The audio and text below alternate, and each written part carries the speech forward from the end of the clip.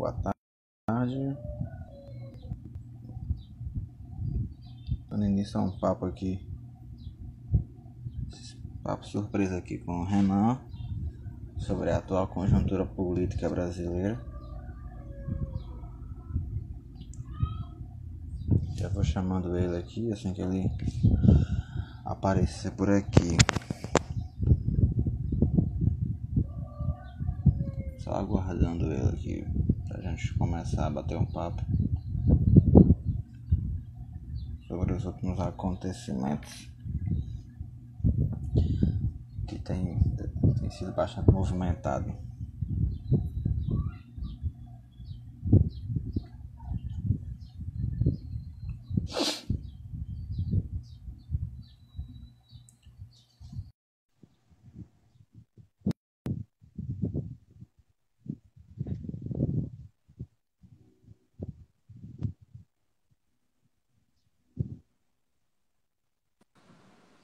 Boa tarde.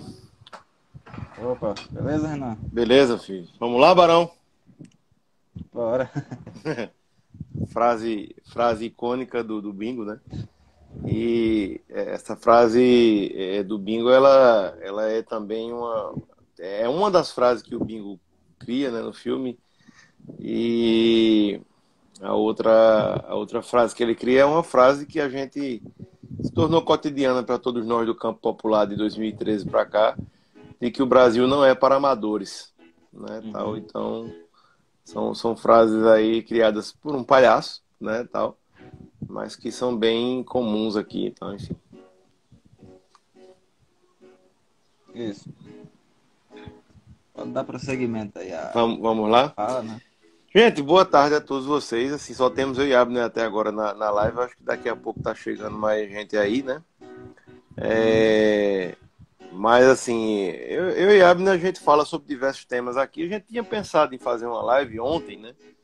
Com a temática dos canais de mídia alternativo, né, tal. Mas o 25º turno da eleição do Brasil de 2014, né, segue acontecendo. Só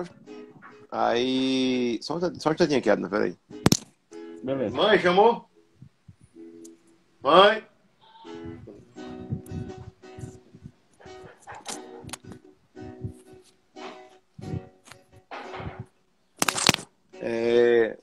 Voltando aqui, Abner. Essa frase, né, do 25º turno da eleição, é uma frase que eu coloco. É uma frase da nossa companheira Regina. Regina, ela é educadora, né, e trabalha no diretório de. Como é que se diz? Trabalha numa pasta na Secretaria da Educação do Estado, na qual essa pasta ela versa sobre as questões envolvendo educação no campo, né, da maneira geral. Sim. O NECAD, né, Núcleo de Educação do Campo, da Secretaria da Educação. De maneira que Regina,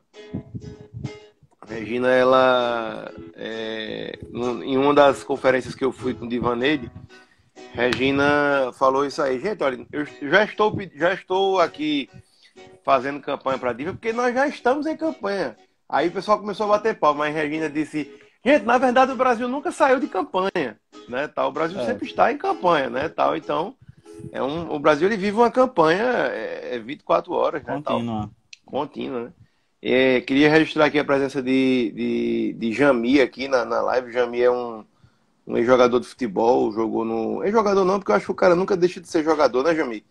Jami, ele foi jogador do Botafogo de Rio de Janeiro, do Grêmio, e a gente tem feito uma amizade bacana aí, um bate-papo que vai sobre essa questão do universo do futebol e da política. Bem interessante.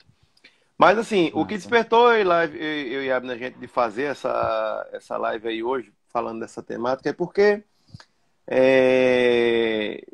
já tem algum tempo que o Brasil tem entrado num xadrez político, numa espécie de The House of Cards que é meio difícil das pessoas decifrarem. É meio complicado você saber o que está acontecendo no Brasil, né, tal. É, todos os dias são informações diferentes, são coisas diferentes que nos apresentam, é, e você fica meio que pior do que segue em tiroteio, querendo saber para que lado está. Isso me faz lembrar uma música do Racionais MCs, né? Em qual mentira vou acreditar, né? Tal, que é uma música do disco Sobrevivendo no Inferno, do Racionais, uma música do Ed Rock, inclusive, né? Porque o disco ele tem músicas do Mano Brown e do Ed Rock, Sim. mais especificamente, né? E nas 2 últimas semanas em que a gente se encontra no Brasil, a gente vive um período de que nesse xadrez eu diria que está prestes a ter um checkmate. Não, assim, quando eu falo que está prestes a ter um checkmate, não é que vai acontecer a derrubada, a captura da rainha, como se diz, né? No xadrez o checkmate é quando você finaliza o jogo. Mas é porque, assim, se a situação estava muito complicada no Brasil de 2014 para cá, ela tem se agravado bastante nesses últimos 2 anos do Brasil, assim, né? Tipo, é, você tem um período ali em que Temer toma posse, em que você começa a ter uma retirada de direitos significativas, né? Tal, você começa a ter um período ali de cassação de direitos e de pequenas conquistas que a gente foi conquistando ao longo dos anos, elas foram começando a se perder, né, tal.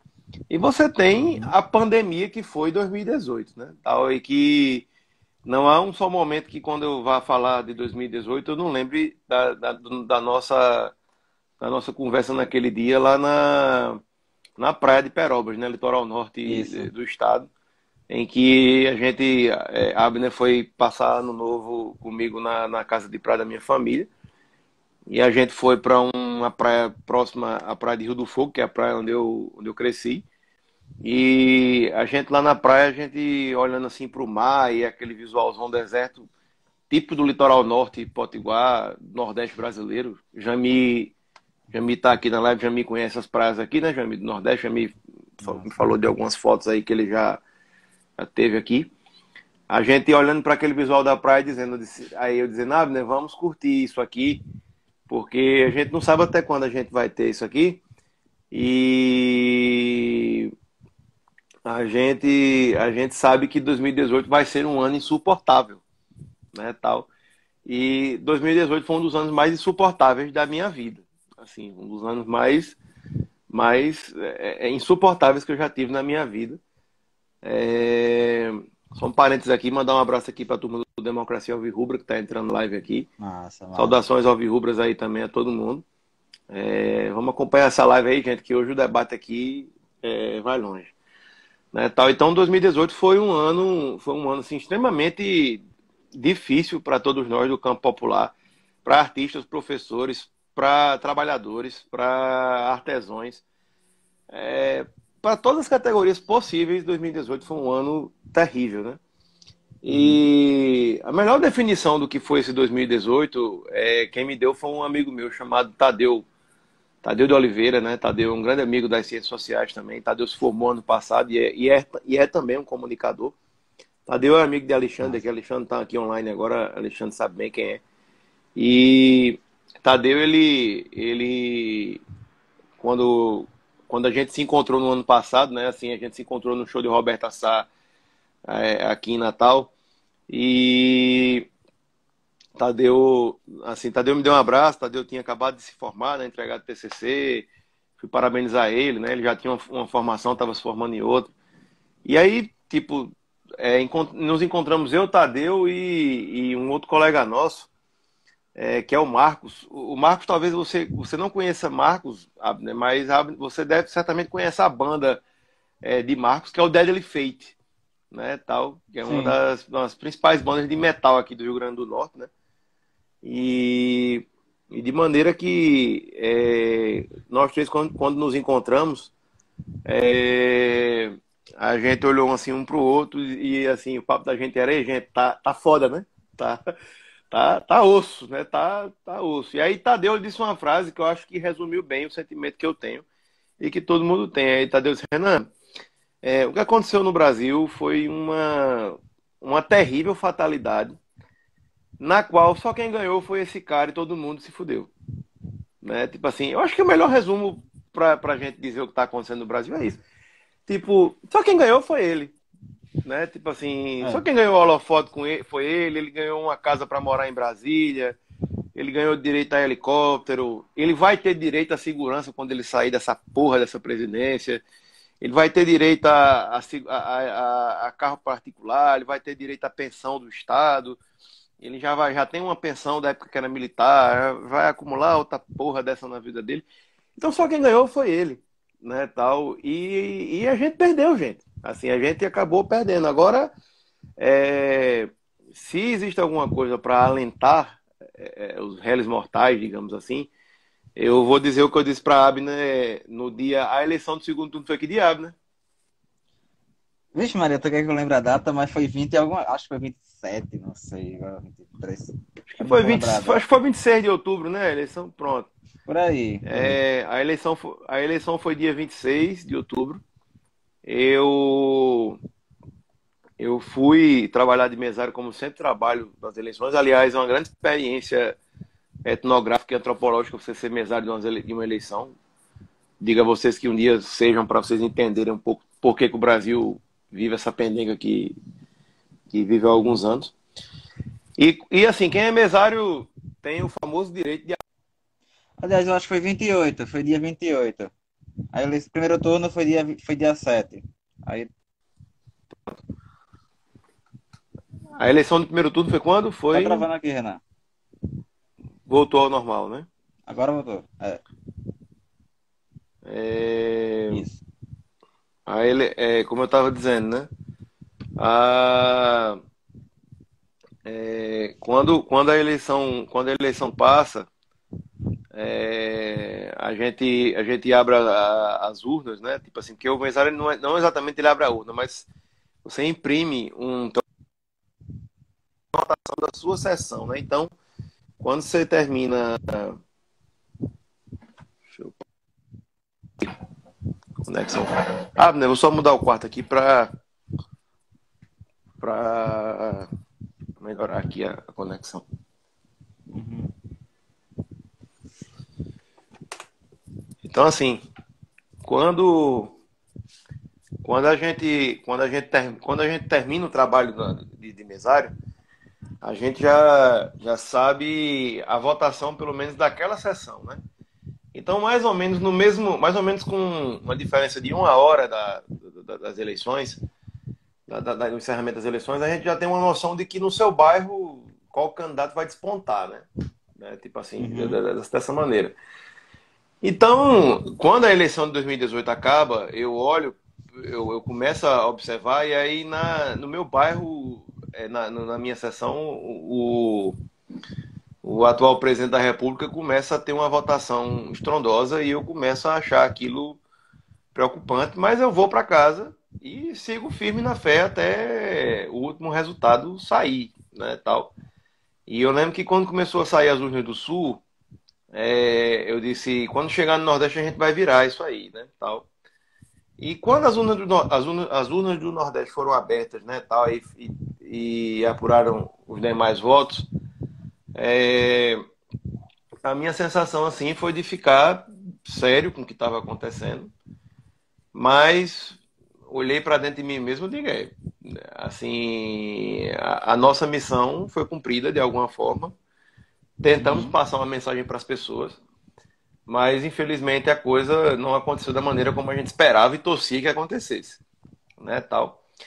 E quando eu fui ver o pronunciamento do candidato derrotado, aí foi quando eu me entreguei realmente e não tive mais, eu me dei esse direito de chorar e de me emocionar, porque eu não suportava mais ver aquilo que estava acontecendo na minha frente. Mas, assim, os dias para mim são como aqueles dias. Tem uma cantora brasileira que fez um sucesso ali nos anos 2000 ali, no começo dos anos 2000, que foi Dani Carlos. Não sei se você conhece Uhum. ela. Sim, A sei, Dani sei. Carlos, ela tem uma canção que ela costuma dizer que os dias são sempre iguais, né? Então, assim, os meus dias são sempre iguais. Eu todos os dias acordo, tomo café, vou pegar um sol para ficar sem vitamina D.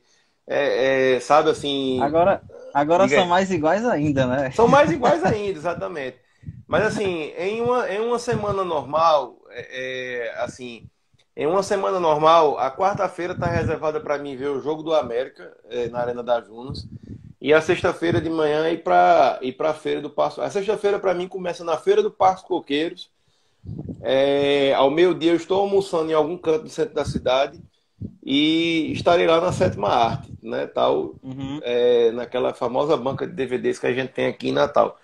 Então os meus dias são assim, assim, eu sou uma pessoa que tenho que correr atrás das coisas diariamente, eu preciso trabalhar, preciso comer, preciso pagar contas, tudo, quer dizer, então eu sou um ser humano igual, e acho que a vida ela tem prosseguimento apesar das tragédias, né? Apesar das Uhum. tragédias, a vida ela tem que seguir de alguma forma. E eu já vivi tragédias familiares, né? De perder primo, de perder um primo assassinado. Não só um, perdi mais de um primo assassinado, assim, primo diretamente, perdi um. Mas da família do meu pai, ela tem uma história de algumas pessoas que infelizmente já se foram. É, e assim, a vida sempre seguiu, pelo menos para mim, para minha família, a vida sempre seguiu, né, tal. E no outro dia eu fui assistir o filme do Planet Hemp, né, tal, o Legalize Já. E o filme do Planet Hemp, ele de alguma maneira mostrou como é que seria esse período que a gente iria viver aqui no Brasil. Porque o filme do Planet Hemp, ele narrou a história de dois jovens que viviam naquele Brasilzão dos anos 90 que a gente conheceu bem, né? Tal assim, é, um Rio de Janeiro completamente esfacelado pós-ditadura militar. Uma situação extremamente jogada à traça, né? Tá onde dois marginais, quando eu falo marginais, não eram bandidos, eram pessoas que viviam à margem. Um deles vendedor de camisa de banda, né, tal, que chegava para vender uma camisa do Sepultura, chegava para vender uma camisa de uma banda, aí a menina dizia: "Moça, você tem camisa de banda nacional?" Ele dizia: "Tenho, até aqui é do Sepultura." Aí a moça dizia: "Ah, eu quero uma do Exalta." Aí ele: "Pô, Exalta não tem não, ó." Né? Quer dizer, né? E a outra figura lá do filme, né, que é o Skank, que é o mentor do Planet Hemp, é o cara que vai, como é que se diz? É o cara que vai enxergar em Marcelo D2 o talento necessário para que a banda pudesse decolar, né? E Uhum. só que como todo bom cidadão dos anos 90, Skank ele era vendedor de fitas cassetes piratas e CDs, e volta e meia ele era preso, né, tal. Só que eu diria que Skank ele cumpria a função que nosso amigo Valdir, ali do Shopping Popular da cidade, ele cumpre, né? Porque Valdir, ele é um dos camelôs que ainda resiste aqui em Natal com o trabalho de camelô. E Valdir foi quem me vendeu meu primeiro DVD do Guns N' Roses. Quando o DVD custava 40, 50 reais, ele me conseguiu esse DVD do Guns N' Roses a 10 reais na época, né? Quando o DVD estava Uhum. começando e tal. Então, essas figuras são necessárias para que você compreenda, né, tal, uma coisa além de você. É aquilo que o Florestan Fernandes vai chamar de looping burguesia, né? Você vai ler muito Florestan Fernandes Sim, aí sim. nos seus próximos 4 anos aí da sua vida, né? É, e aí, assim, cara, a vida dos caras que fizeram Planet Ramp foram vidas extremamente difíceis, extremamente complicadas em diversos sentidos, né, tal. A de D2, a vida de um cara que apesar de ser de uma família de razoável condição, o escanteava. E o Skank é um cara que vive uma vida totalmente à margem e acaba contraindo AIDS, é, acaba tendo um final não inesperado, não esperado, mas que acaba deixando para o Brasil o Planet Hemp, né? Deixou essa herança para a gente aí, que eu computo como sendo uma herança maravilhosa, né, tal. Então, Uhum. assim, quando eu vi aquele filme, eu digo, cara, assim, esses caras viveram situações difíceis e estão aí até hoje, né?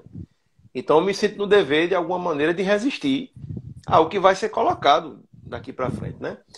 E onde é que eu quero chegar com isso? É porque nesse mesmo dia que eu vi esse filme, eu fui encontrar com a Abner, porque a Abner estava num momento Isso. muito, muito down, assim, muito triste, muito coisa. E eu disse, Abner, é o seguinte, cara, perdemos. E perder é uma das coisas mais normais do mundo, entendeu? Perder é uma coisa muito normal, não é nada de anormal você perder, né? E quando eu vi a queda de Moro hoje, a queda não, né? O pulo, né? Que eu acho que ali não foi uma queda, ali É. ei, meu irmão, vou pedir pra cagar e sair porque tá foda. É, Teve até um cara aqui que é DJ, o Russo, né? Ele até sim, postou sim. uma letra de Melô do Marinheiro que eu achei muito pertinente, né? A letra do Melô do Marinheiro tem muito a ver com isso, né? É, O cara que entrou de gaiato no navio, entrou pelo cano e. é, exatamente, né, tal. E aí, assim, eu disse a Abner, Abner, se na pior das hipóteses alguma coisa nos restar, é, o lugar garantido na história a gente vai ter, pô. Entendeu? Assim, então, Uhum. para mim, isso é a grande coisa preciosa, né? Tipo assim, hoje, assim, foi um dia para mim muito especial de lembrar de muitas coisas que eu escutei É. nesses últimos 10 anos, né? Tal, Só um comentário aqui sobre o comentário do Alexandre, né? Tipo, eu lembrava muito na época de uma frase clássica do Darcy Ribeiro, né? Que ele dizia, né? Que ele tentou várias coisas e fracassou, mas os fracassos eram as vitórias porque ele odiaria estar no lugar dos que venceram. E eu compartilho do mesmo pensamento. Para mim foi uma espécie de mantra naqueles dias. Lembrar sempre dessa frase do Darcy Ribeiro. Não, pois é, então assim, foi o que eu coloquei para os que estavam comigo, assim, as pessoas que Uhum. estavam meio desesperadas, né? Tal, eu lembro de Cíntia, que é assessora de Diva hoje. Eu cheguei um dia na casa de Diva, a Cíntia estava meio chorosa. Eu digo, Cíntia, não há para que você ter desespero, né? É chato, é muito chato. Agora, assim, você precisa entender que, assim, o Brizola, eles falavam uma coisa, né? E eu me lembrei muito de Brizola hoje, quando aconteceu esse pulo do navio aí de Moro, que foi uma frase que Brizola disse uma vez para a FHC, né, tal, durante a campanha de 89, né, tal, que FHC fez um apoio meio meia boca para Lula no segundo turno de 89. E Brizola dizia para ele, amigo, o político que não perde, ele não sabe o que é a política. Você tem que perder para entender as coisas que acontecem, né, tal. E Brizola disse essa frase. Essa frase ela está guardada no documentário, o documentário da vida de Brizola, né, que é Brizola Tempos de Luta, que é um documentário dirigido por um cara lá do Rio de Janeiro, né, tal. Esse documentário, inclusive, tem a participação de um potiguar lá de Apodi que reverencia muito a figura do Brizola, né, tal. Assim, Grazi está falando que é um dos períodos mais tristes da vida dela. Grazi, assim, realmente foi um período muito triste, assim. Eu lembro de coisas e situações que eu escutei nesses últimos. Quando eu computo esses últimos 10 anos, porque esses 10 anos eles compreendem o período da eleição de Dilma para presidente em 2010 e esse período que nós estamos agora, né? E eu lembro de diversas coisas, assim, né? Tipo, tem algumas Foi uma paradas assim. década, foi uma década de muita ebulição, né? É, Porque de muita porra em louquice. Natal, em Natal principalmente assim, porque se você for computar, Natal não teve um ano de paz nessa década. Não, Se a não gente teve. considerar que a década começa em 2011, É, 2011 a gente vai ter o Fora de Carla, 2012 tem o Revolta do Busão, 2013 tem aquilo aí. sim, sim, Nessa sim. década a gente não teve um ano de paz. É, Graça está dizendo aqui que foi um período triste, né? Mas não senti sozinha, foi o que deu força. Pois é, assim, Uhum. é aquela coisa, né? Tipo, é um período, Opa. assim que é muito complicado, que é algo difícil, é algo que a gente não aceita, né, tal. Agora, assim, é preciso tem um rapper paulista que ele sempre fala, né, que é o Eduardo do Facção Central. Eduardo do Facção Central, ele sempre fala que quando ele diz qual é a dica que você dá para os jovens de hoje em dia, né? Eduardo fala, compulsão pelos livros, compulsão pelo saber, compulsão pelos livros, né, tal. Porque você precisa entender assim, o que é a história do Brasil, o que é a história da humanidade, o que são direitos humanos. Tudo isso precisa entender, entendeu? Os mecanismos de vai e vem de uma democracia, de um, de um fazer político no Brasil e tudo mais, né? Tal. E hoje mesmo, por exemplo, hoje de manhã eu assisti um filme, todos os dias eu estou vendo alguns filmes, e hoje foi dia de assistir. Obrigado, Luan. Luan tá dizendo Renan presidente. Eu não quero ser presidente, não, cara. Eu não para isso, não. Meu negócio é ser da base. Nem presidente do América eu quero ser, cara. Como é que eu vou ser presidente? Né, tal. Eu sou presidente da minha praia, não. Mas eu acho que do América você deveria ser. É um. Olha, no América eu Eu estou numa acho. luta do América abrir um departamento chamado Departamento de Memória e Cultura. Se eu chegar a assumir isso aí dentro do clube, eu já estou muito satisfeito. Mas tudo bem, né? Uhum. Podemos pensar, enfim. É, vamos lá. Então, assim, hoje eu estava assistindo Carlota Joaquina, né? Que é um clássico do cinema brasileiro. É um filme dos anos 90. É um dos poucos filmes brasileiros dos anos 90 que escapam, né? Tal. E quando eu digo que escapam é porque os anos 90, os governos que o brasileiro ajudou a eleger, como por exemplo o governo Collor, acabaram com a Embrafilme, né, tal, Uhum. a empresa brasileira que produziu os filmes, né, tal. Você tem Inclusive só um ponto assim, só uma curiosidade. Tem um documentário sobre o Castelo rá tim e nesse documentário falam que a equipe do programa do Castelo rá tim contou com uma equipe muito boa porque com o fim da Embrafilme, essa galera ficou desempregada. Então essa galera que era do cinema foi para a TV. Então uma TV sim, pública sim. como a Cultura tem uma equipe muito boa que produziu programas como Castelo rá tim que é um clássico até hoje, né? Para É, vocês entenderem o os anos contexto, né? 90, os anos 90 da TV Cultura, eles são imortais, assim, né? Quer dizer, você Uhum. tem uma diversidade de programas ali na grade infantil que é coisa de cinema, realmente, né? Mas, assim, você tem uma época no Brasil em que os cinemas ali, anos 60, 70 e 80, são cinemas de extrema qualidade, assim, coisa de você admirar mesmo, assim, por exemplo. Cada década dessa você teve filmes brasileiros indicados a prêmios no exterior. Você teve, por exemplo, filmes como O Beijo da Mulher-Aranha, você tendo Oscar de melhor diretor para Hector Babenco, né? Que muitos diziam que esse Oscar foi para a Argentina, mas Hector Babenco sempre se colocou como brasileiro, né? Então, você tem a noção de como a qualidade do cinema brasileiro ela era naquela época, né? E assim, e aí você tem nos anos 80 um começo de declínio, e nos anos 90 o cinema brasileiro ele declina assim de uma forma horrível, horrível, horrível. E você tem poucas produções nessa época que você escapa, assim, que realmente são boas, né?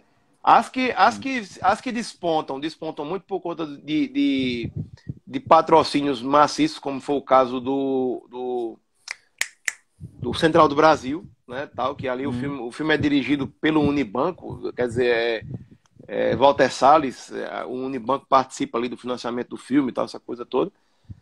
É, e você tem mas em geral você tem filmes que ficam lá meio caro. E aí uma das raras ações que você teve nos anos 90, você teve Itamar Franco tentando retomar ali o cinema brasileiro e tal nos anos 90.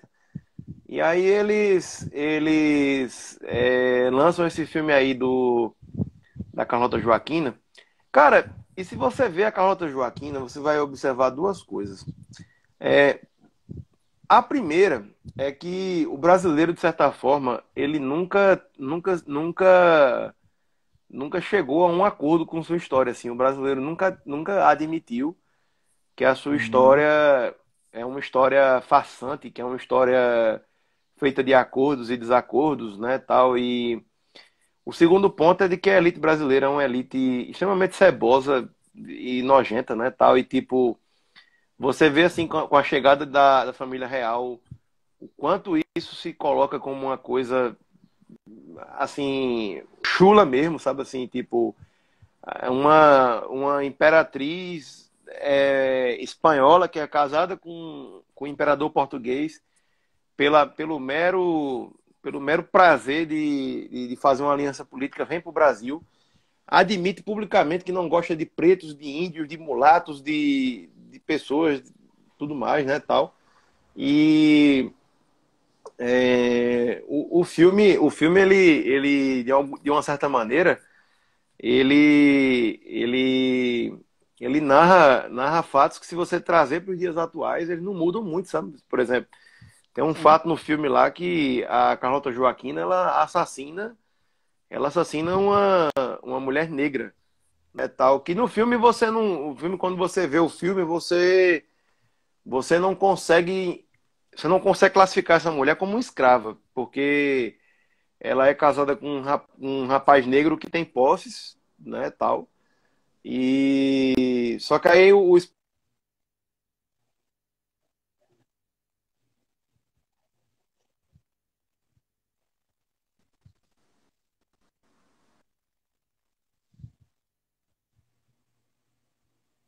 Ó, travou aqui. Ver se volta. Pronto. Opa, voltou, Abner? Acho que voltamos. E que o esposo dela tem um e Carlota Joaquina acaba assassinando essa mulher, né?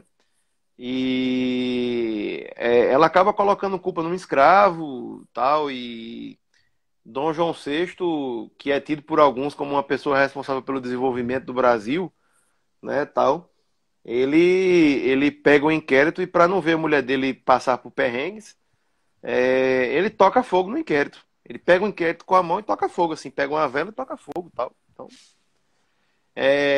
e o momento da chegada da família real no Brasil, né? Quer dizer, a gente filtra um pouquinho porque o filme é um filme propositalmente satírico, né? Mas, assim, Uhum.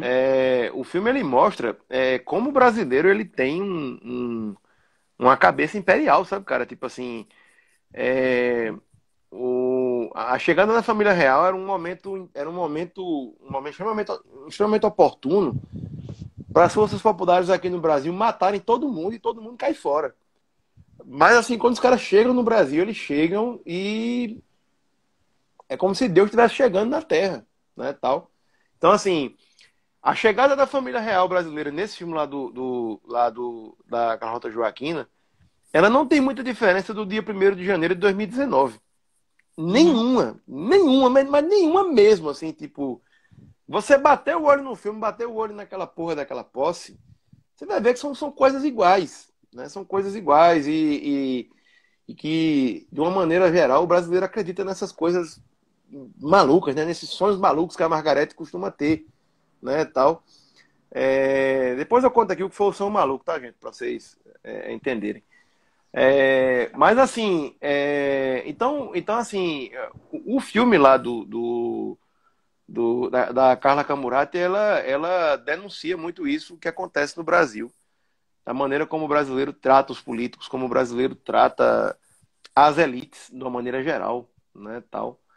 Como elas colocam, né? Quer dizer, o filme, ele aborda um ponto que, quando a família real brasileira chega no Brasil, tudo inflaciona dentro do Brasil, tudo começa a inflacionar de uma forma brutal, e no que tudo começa a inflacionar,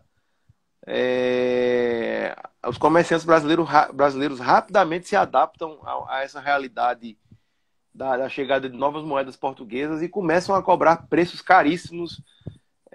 Por exemplo, se você comprava uma galinha com 3 mil reais, você ia comprar agora com 10 mil reais. Então, assim, eles começam a realmente fuder com a vida de todo mundo, né, tal.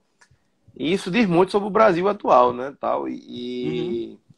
É, enfim, né, o filme, ele denuncia muito isso que acontece no Brasil, o Brasil de 1822, mas que quase 200 anos depois a gente vê que mudaram algumas coisas, mas outras também não mudaram, né? Outras também ficaram pelo meio do caminho, né? E assim, em linhas gerais, né? Assim, o filme também, ele reforça aquilo que eu falo, sabe, gente? É que, assim, as suas escolhas vão determinar se você vai ficar na história ou não. Se você vai, como é que você quer ser lembrado na sua vida? Como é que você, que exemplo você quer deixar para os seus filhos? para suas futuras gerações, para sua família, para os seus alunos, né? Porque aqui eu sou professor, o Luan Bates é professor também. Eu não sei qual é a profissão de Grazi que está aqui na live, mas Alexandre também é um cara das ciências sociais. Que futuro você quer deixar, cara, para as futuras gerações, né? Assim, que imagem, que legado você quer deixar, né, tal. Porque, por exemplo, a Carlota Joaquina foi uma mulher extremamente racista, extremamente cruel com os pobres, extremamente indelicada com todos os que estavam presentes. E o lugar que sobrou para ela foi o ostracismo do ostracismo, né? Tipo assim, ela acaba tendo um destino terrível, ela volta para a Europa achando que está voltando para o melhor dos lugares. Quando chega na Europa, ela é condenada a um exílio de 9 anos. Ela perde posses da coroa portuguesa e ela tem um fim extremamente trágico, que é um suicídio, né, extremamente banal, né, tal. Uhum. Então, assim, não caiam nesses contos do vigário, não caiam nessas histórias malucas que surgem no Brasil volta e meia. Que assim, a história é implacável a cobrar seu preço. Ela é implacável a cobrar seu preço. Né? Eu Tipo tava assim, até, antes da gente entrar agora ao vivo, eu tava revendo um trecho do discurso de Dilma no dia que ela tava saindo do mandato, e que ela diz isso assim, a história vai ser implacável com os que se julgam vencedores hoje. Né? E ah, é. ela, o preço veio mais rápido do que a gente esperava, né? A gente pode até ir diretamente ao episódio de hoje, assim, a sua análise do episódio de hoje, mais Cara, especificamente. a análise que eu faço do episódio de hoje, né, e que acho que será o episódio de mais alguns dias, porque eu acho que depois dessa aí vai ter mais gente pedindo para sair, né, dessa história. É o seguinte, cara, é, a gente teve olha, existe um exemplo prático na história da humanidade.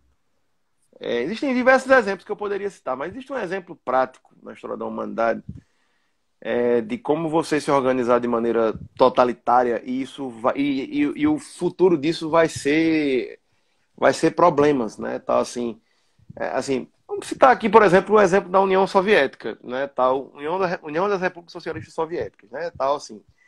Em linhas gerais, a União Soviética ela nasce depois da Revolução Russa, né? Tal.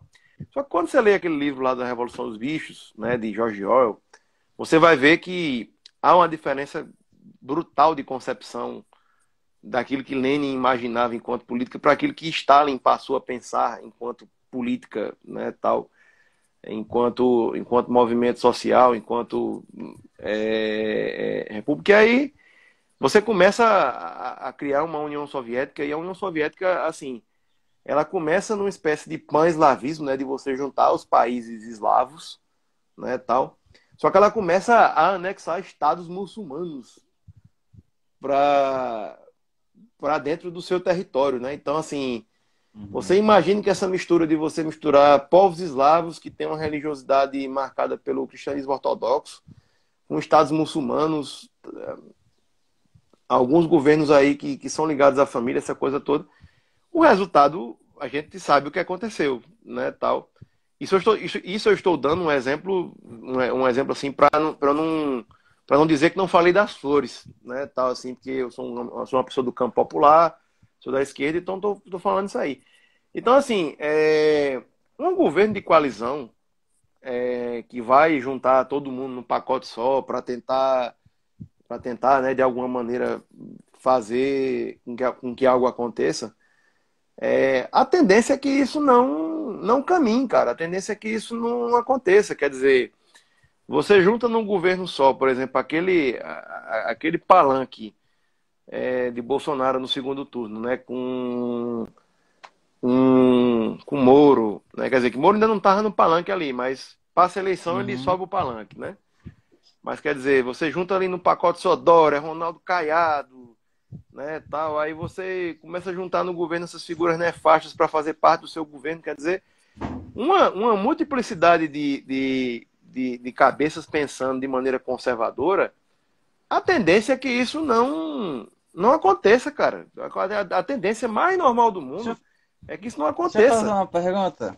Deixa eu fazer uma Faça, pergunta a faça. você, cara, sobre o que você acha. E, tipo, perguntando porque eu sei que você é do mesmo campo político que eu. Você falou que um governo de coalizão desse tipo caminha para algo que não dá certo.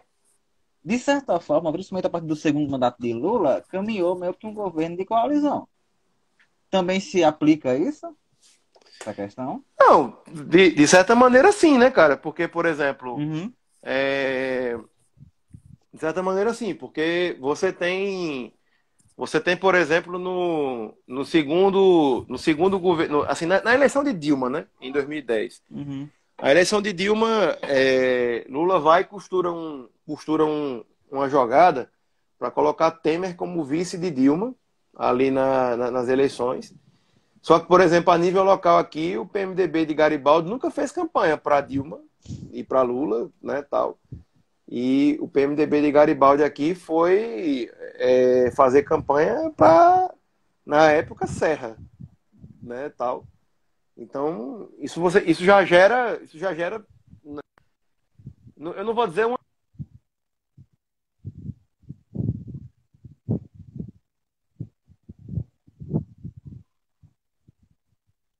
tá aprovando aqui, não. Mas como elas acontecem, elas são muito complicadas, né? São bem difíceis, né? Tal. É, mas assim, se tu para analisar, né? Quer dizer, isso é uma coisa que de certa maneira dá errado, porque tipo você pega por exemplo no segundo governo de Dilma, né? Que praticamente não teve governo, praticamente não houve segundo governo. Foi Uhum. um período ali entre 2015 e 2016 que por acaso Dilma era presidente. Você pega aquele período ali de 2015 e 2016, eu me lembro de uma situação evidente ali do governo Dilma com relação à agricultura, né? Você tinha um Ministério da Agricultura e o Ministério do Desenvolvimento Agrário. O Ministério do Desenvolvimento Agrário, quem dirigia o Ministério do Desenvolvimento Agrário era Patros Ananias. Patros Ananias, ele foi deputado federal de Minas Gerais durante muitos anos, né, tal. Uma figura que foi uma figura que durante o governo Lula coordenou as ações do Bolsa Família e do Fome Zero, né, tal. Fome Zero e depois Bolsa Família. E quando ele começa a coordenar essa conjuntura, ele ganha notoriedade e aí ele se lança candidato, né, acaba não ganhando, e aí ele assume a pasta do desenvolvimento agrário. Então, ele, enquanto ministro do Desenvolvimento Agrário, defendia que a solução do Brasil era acabar com o latifúndio. E Cátia Abreu, que 2 anos não, Cátia Abreu em 2000, 2 anos antes da eleição, isso em 2012, eu fiz campanha contra a Cátia Abreu no processo do Código Florestal, né, tal. E Cátia Abreu assume a Secretaria o Ministério da Agricultura dizendo que não há latifúndio no Brasil. Então Sim. você tem um ministro do governo que diz que tem latifúndio e outro que diz que não tem latifúndio.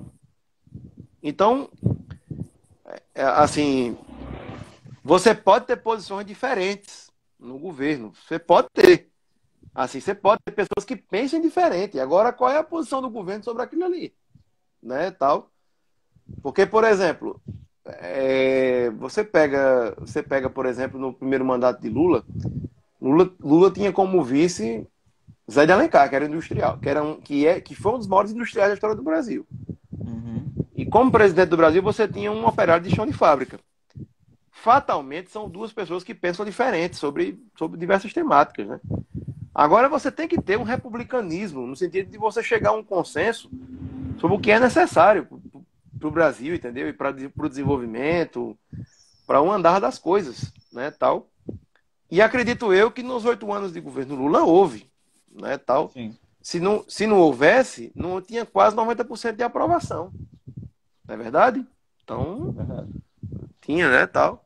Agora, assim, é uma coisa que chega uma hora que isso dá no osso, cara, porque vai chegar um momento que esses interesses individuais e alguns interesses pessoais, alguns interesses dos grupos, eles vão começar a se chocar, né, um contra o outro.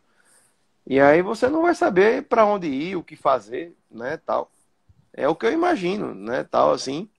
Eu imagino que isso possa acontecer. Uhum. Agora voltando para o atual governo que também faz essa mistura no campo da direita, extrema direita. Voltando. Não, então, assim, é o que eu acho. Eu acho que toda essa conjuntura de você reunir pessoas em torno de um bem comum, digamos assim, entre aspas, né, tal. Ah, assim, eles produziram uma sensação no povo brasileiro, uma sensação mais ou menos assim. O brasileiro ele quer o fim da corrupção, ele quer justiça, ele quer privatização, ele quer tudo isso, né, tal, num pacote só para que tudo isso dê certo. Então, você chama Paulo Guedes, que é um cara que foi secretário lá atrás do governo Sarney, que estudou no Chile, é um neoliberal de formação neoliberal. Aí você chama Moro para assumir a justiça, né, tal, com a ideia de que você vai Uhum. acabar com a corrupção, né, tal. Você chama num primeiro momento um Dória para ser um porta-voz, né, tal, das cagadas desse governo aí. E você vai chamando, né? Só que há interesses difusos, é isso que eu tô querendo dizer. Tipo, Uhum. há interesses divergentes, né, nessa galera aí, entendeu? Tipo, um cara como o Dória, ele pode ser maluco ao ponto de defender que o SUS acabe. Mas ele sabe que num momento como esse aí, a saúde privada não vai dar conta do SUS, não vai dar conta das demandas da saúde, né, tal. Então ele vai ter que vai ter que de alguma maneira reforçar o SUS, né, tal, entendeu?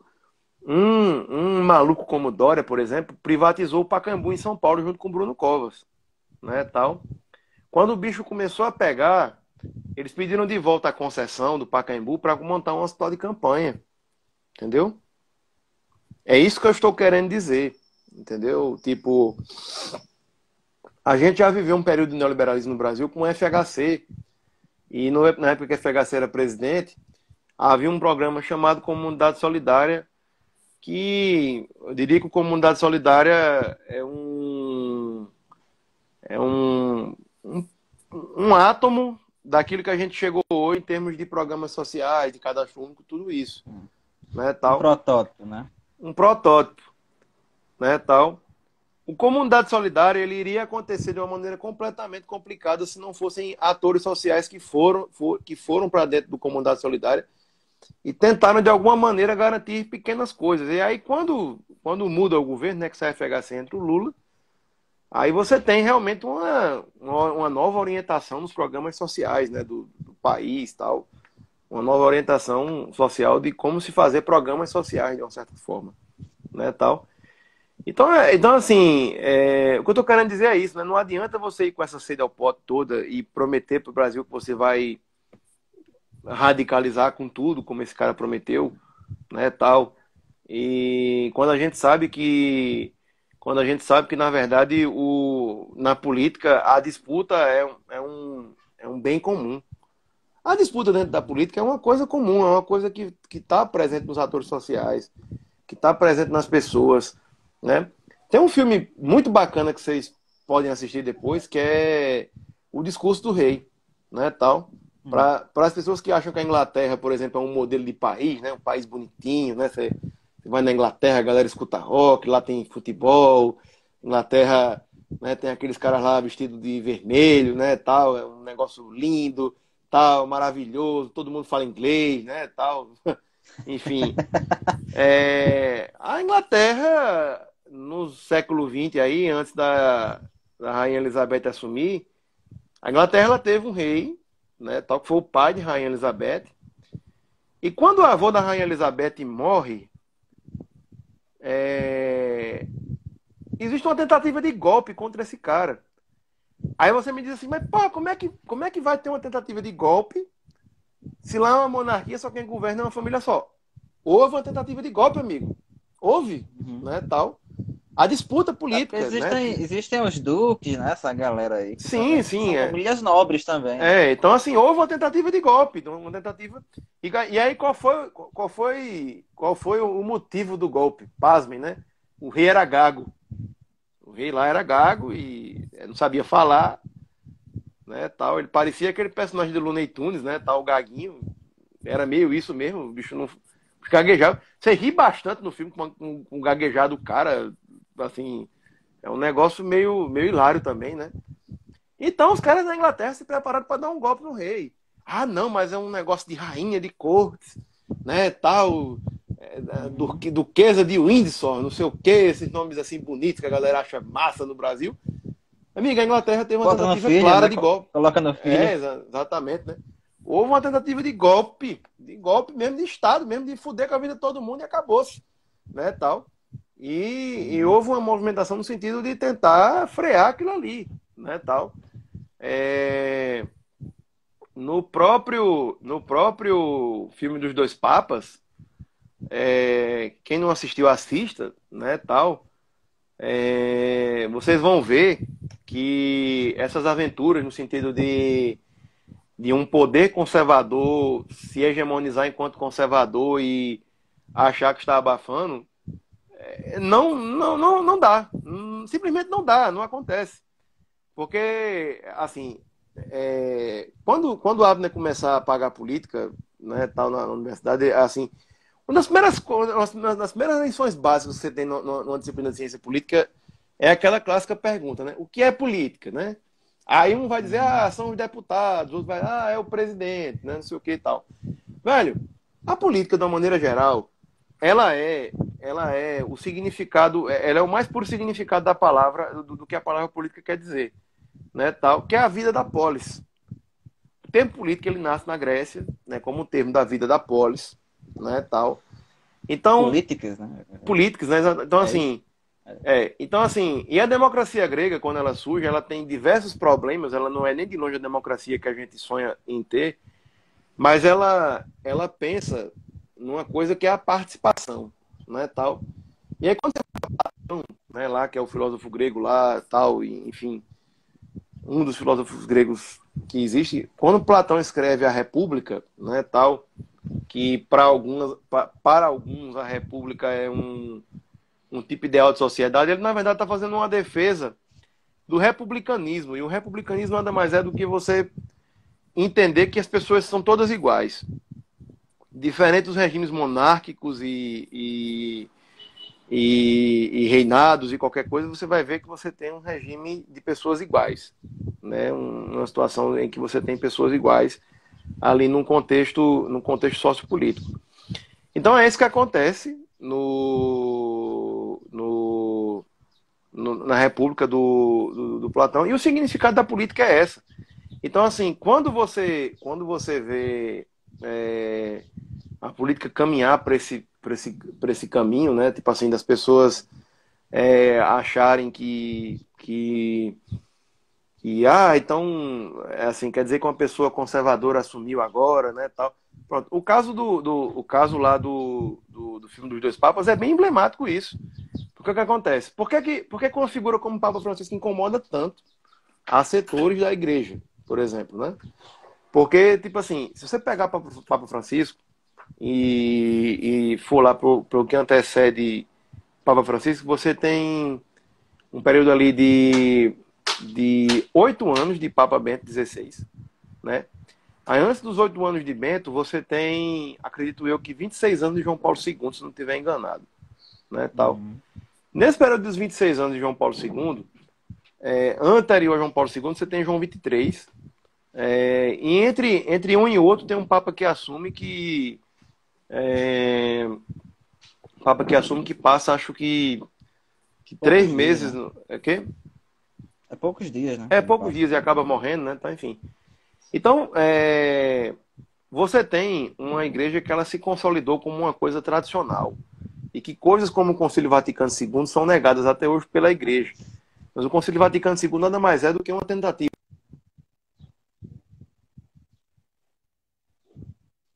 de mostrar para as pessoas, olha, existe gente.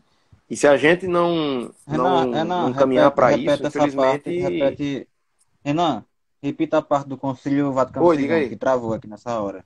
Não, porque assim, o Concílio Vaticano II, né, ele é um momento em que a igreja tenta fazer uma reflexão sobre a pobreza, sobre a decadência da humanidade, sobre a América Latina, sobre a África, sobre os movimentos sociais, né, tal. E, em linhas gerais, o Concílio Vaticano II é até hoje meio desprezado por essa parte da igreja mais conservadora, né, tal. E aí, assim, a eleição de Bento XVI, por exemplo, quando ele se elege no Concílio Vaticano II, e ele se elege por uma diferença razoável para Francisco, o filme mostra que a ala progressista já tentou colocar Francisco ali em 2005, né, Uhum. quando o Papa morre, né, o João Paulo II. E aí, assim, quando o Ratzinger assume, toda a vaidade, toda a riqueza, toda a situação conservadora na igreja, ela atinge um ápice que eu acho que para além dali, eu não sei nem o que dizer, o que está para além dali, né, tal. Só que assim, você tem necessidades reais das pessoas, dos cidadãos, dos fiéis, da comunidade leiga, de todas as pessoas. E aí, quais situações eram essas, né? O tempo de João Paulo II, ele desarticulou as pastorais, desarticulou a teologia da libertação, criminalizou a teologia da libertação, mandou silenciar Boff, mandou fazer aquela coisa toda. E aí, nesse período, aquilo que Boff defendia dentro da igreja, que ele denuncia lá no Igreja, Carisma e Poder, começa a ganhar força, né? Tal que é o lance dos casos de abuso sexual dentro da igreja. E esse negócio começa a incomodar a vida do Papa de uma forma que ele não consegue mais nem dormir, né? Tal. E aí você vai chegar a uma conclusão, vendo o filme, que, tipo assim, beleza, ganhamos, não existe teologia da libertação, não existe esquerda, o comunismo é uma merda, tudo é uma bosta, nós somos a igreja é feita para brancos, mas você tem uma rede de pedofilia dentro da igreja instaurada, e que o Uhum. Papa fecha os olhos e, né, tal, e resolve não fazer nada com aquilo ali que ele vê, né, tal. Renan, só E uma aí, pausa, assim, falta 2 minutos pra acabar essa live, a gente vai só recomeçar, né, pra gente ter mais tempo. É porque o papo tá massa e por mim a gente continua. sim, Então eu sim. vou só encerrar, é 5 segundos. Aí Beleza, quem tá beleza, aqui beleza. acompanhando, volta Beleza, pra beleza. continuar o papo. 5 segundos.